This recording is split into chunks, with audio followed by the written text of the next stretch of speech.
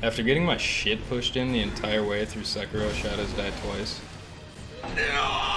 and eventually beating the game and starting on my second playthrough, I realized that Sekiro is probably my favorite game ever made. The melee combat is unforgiving, but once you get the hang of it, you can get into this flow state where you don't really need to think and you can just play. Even after taking long breaks, it's really easy to just pick it up and drop right back in. So I was thinking for fun ideas for a game to make, and I realized I've never actually just made a game inspired by my favorite game.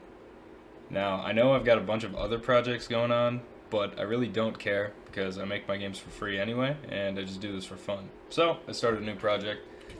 The main inspirations for this project are 1. Sekiro, obviously, for its chef's kiss melee combat. 2. Hyperlight Drifter, because hot diggity dog! does this game have one of the sickest atmospheres of any game I've ever seen, and I'll gladly be taking inspirations from it for the visuals. Third one's a little weird. This one's Hades. I really wanted to make a roguelike in particular because I've been playing a lot of Hades recently, and I really like the idea of taking the really good combat loop of Sekiro and fusing it with the really satisfying OP progression that you can get in Hades. So, some ground rules for the project. First, I'm going to be watching my scope creep extremely tightly with this one, because I'm just one dude and I've got some serious attention span issues, and I want this game to just be done at some point, unlike all my other ones. On that note, there's going to be no dialogue really, not much lore, just vibes, because I don't really want to make a dialogue system, and I haven't tried Dialogic yet. I'm sure it's good, but yeah. Arguably the most important rule, all the music has to be dark industrial techno beats.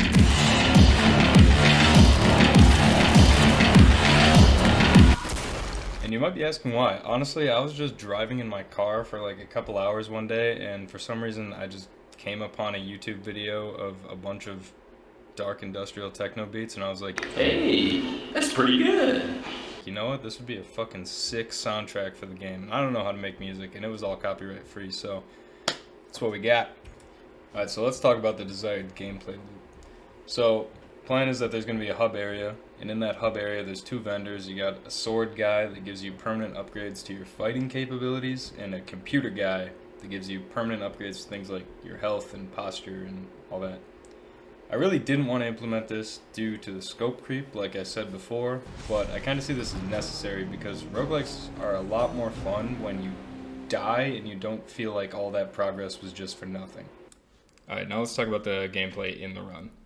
For each run, you're going to have to clear a certain number of randomized floors, and at the end of each, you're going to get some kind of upgrade, either to your fighting or your Q ability or your dash or whatever.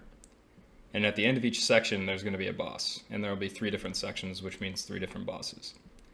I am the first person to ever come up with this idea. This is a completely original format for roguelikes. But yeah, that's it. That's pretty much the game. You just keep doing that until you beat the game. And if you die, you go back to the hub area, get more upgrades, and get back into it.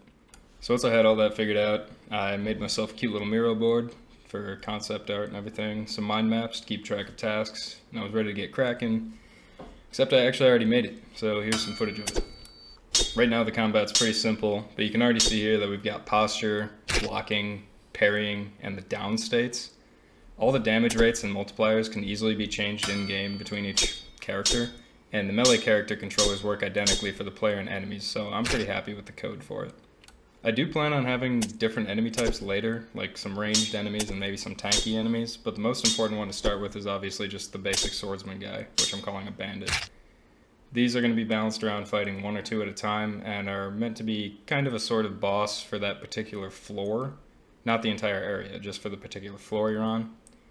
And the ranged enemies are just kind of there to spice things up and distract you from the main fight. Alright, now let's talk about the lore of the game.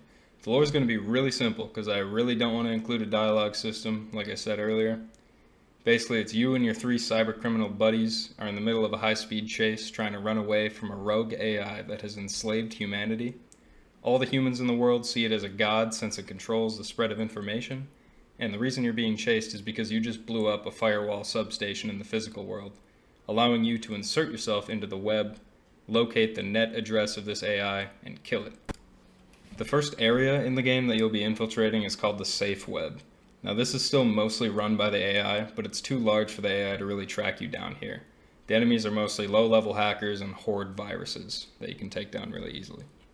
Once you get through the safe web, you're going to get to the second area, which is called the Tangle. This is a part of the web that's been intentionally clouded and corrupted by the AI to cover its tracks and to make it more difficult to pinpoint its location. The enemies here are tougher and they act more erratic.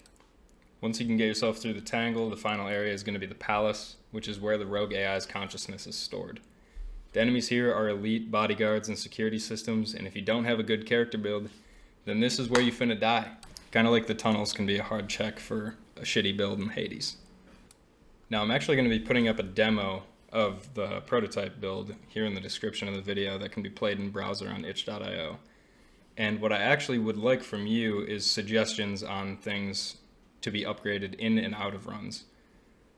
I have some things like a double dash and a Q that lets you select multiple enemies and shoot them, or extra posture damage dealt on parry and stuff like that. But things like that, I could use more ideas.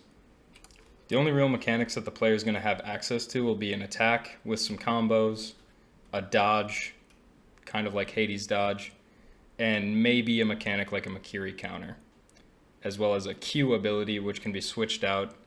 Not sure if I'm going to make this either between upgrades or if I'm going to make this something that you can just pick up and level and swap out, but that would make the progression with the upgrades a lot more tricky, so I'm not sure on that yet. And yeah, that's about it for this one. I know there wasn't any technical stuff in this, but that's because I don't know how to hit the record button in OBS, apparently. But by the time the next one's out, I'm hoping to have the van area made, and hopefully a couple of floors, and I'll go into a little more detail on the technical side of how the combat works. See ya.